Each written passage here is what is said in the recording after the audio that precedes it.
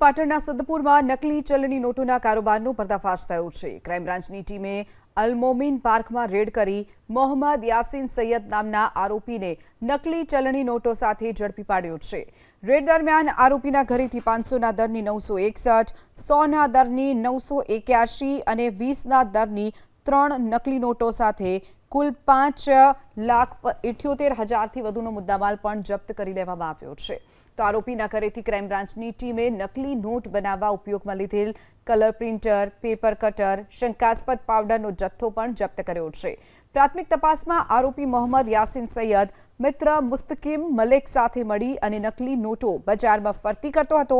થોડા દિવસ અગાઉ કાર્તિકેય મેળામાં કેટલાક વેપારીઓ પાસેથી નકલી નોટો આવી રહી હોવાની વેપારીઓને જાણ થઈ જિલ્લા પોલીસ વડાને જાણ કરવામાં આવી હતી। જિલ્લા પોલીસ વડાની સૂચનાના આધારે ક્રાઇમ બ્રાન્ચની ટીમે બાતમીના આધારે નકલી ચલણી નોટના કાળા કારોબારનો પર્દાફાશ કર્યો છે।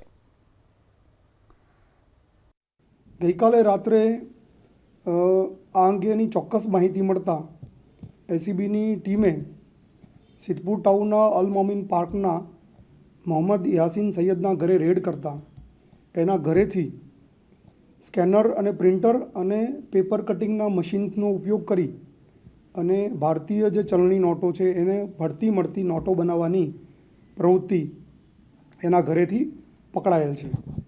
આ રેડ દરમિયાન પોલીસને એના ઘરેથી 1945 જેટલી આ પ્રકારની નોટો મળી છે। સાથે સાથે સ્કેનર અને પ્રિન્ટર મળ્યું છે, પેપર કટિંગનું મશીન પણ મળ્યું છે। એની સાથે એક વ્હીકલને પણ પોલીસે સીઝ કરેલું છે। જે નોટો મળી છે એમાં 500ના દરની 961 જેટલી નોટ મળી છે, 100 રૂપિયાના દરની 981 નોટ મળી છે। એમ કરીને કુલે 5,78,660ના મૂલ્યની આવી બનાવટી નોટો એના ઘરેથી મળી આવી છે। આ રેડ દરમિયાન પોલીસને 14 ગ્રામ જેટલો એક શંકાસ્પદ પાવડર પણ મળ્યો છે, જે પંચનામાની વિગતે કબજે કરી અને આગળની કાર્યવાહી અર્થે પોલીસ એને FSLમાં મોકલવાની છે।